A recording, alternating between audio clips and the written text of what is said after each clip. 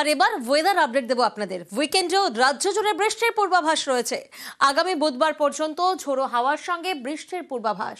হালকা থেকে মাঝারি বৃষ্টি চলবে প্রতিদিনই।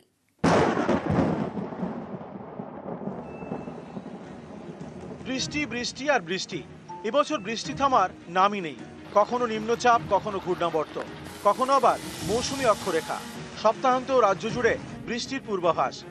মৌসুমী অক্ষরেখা, যেটা কিনা আমাদের পশ্চিমবঙ্গ রাজ্যের থেকে অনেক দক্ষিণে আছে, মানে as a result of which কিছু পরিমাণ ময়েশ্চার আমাদের রাজ্যে নিয়ে আসছে, এবং তার সাথে ম্যাক্সিমাম টেম্পারেচারটাও আপনারা দেখলেন 30-31 ডিগ্রি। তার জন্যই হাঁসফাঁস মতো একটু যে ওয়েদার, সেই ওয়েদার থাকার একটু সম্ভাবনা আছে।